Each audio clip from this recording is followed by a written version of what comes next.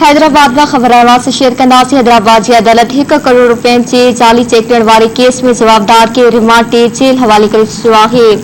अदालत जवाबदार उज़ैर खान के रिमांड ते जेल हवाले करे छॾियो। जवाबदार खिलाफ 3 अप्रैल ते ए सेशन थाने ते केस दाख़िल कयो वियो हो।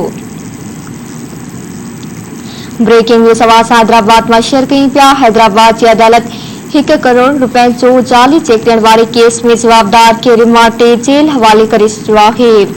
अदालत जवाबदार उज़ैर खान के रिमांड ते जेल हवाले करे छॾियो।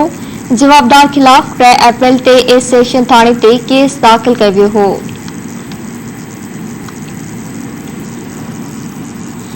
ब्रेकिंग न्यूज़ आवाज़ हैदराबाद में शेयर कयूं पिया। हैदराबाद की अदालत 1 करोड़ रुपयनि जे जाली चेक ॾियण वारे केस में जवाबदार के रिमांड ते जेल हवाले करे छॾियो आहे।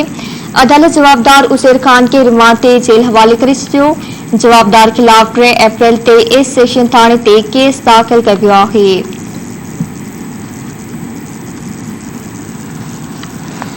अदालत जवाबदार उज़ैर खान के रिमांड ते जेल हवाले करे छॾियो।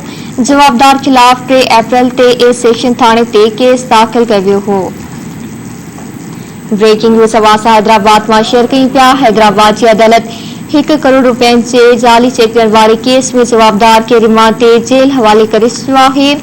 अदालत जवाबदार उज़ैर खान के रिमांड ते जेल हवाले करे छॾियो। जवाबदार खिलाफ 3 अप्रैल ते ए सेशन थाने ते केस दाख़िल कयो वियो हो। हैदराबाद में अपडेट सवाल कंदासीं शबीर अबड़ो खां। जी शबीर, आगाह कजो। जी बिल्कुल, हैदराबाद की कंज्यूमर प्रोटेक्शन कोर्ट 1 करोड़ रुपयनि जा जाली चेक ॾियण वारे केस में गिरफ़्तार जवाबदार के जुडिशियल रिमांड ते जेल उमाणे छॾियो। ॿुधायो पियो वञे त ए सेक्शन पुलिस जवाबदार अज़ीज़ खान के रिमांड लाइ proceeding officer consumer protection court में पेश कयो। अदालत जवाबदार के पुलिस तहवील में ॾियण बदिरां जुडिशियल रिमांड ते जेल मोकिलण जो हुकुम ॾिनो। जेको आहे 3 अप्रैल ते ए सेक्शन थाने की पुलिस नसीबाबाद यूनिट नंबर 6 जे रहवासी नौमान शेख की फरियाद ते जवाबदार खिलाफ जालसाज़ी जो केस दाख़िल कयो हो।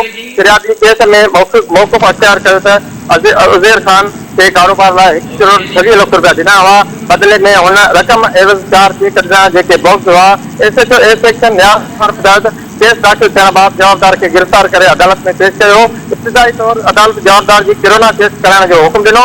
जवाबदार की कोरोना टेस्ट नेगेटिव आई है, जंहिं बाद अदालत केस जुडिशियल रिमांड ते जेल मोकिलण जो हुकुम ॾिनो आहे। जी मेहरबानी शबीर अबड़ो तफ़सील ॾियण जे लाइ।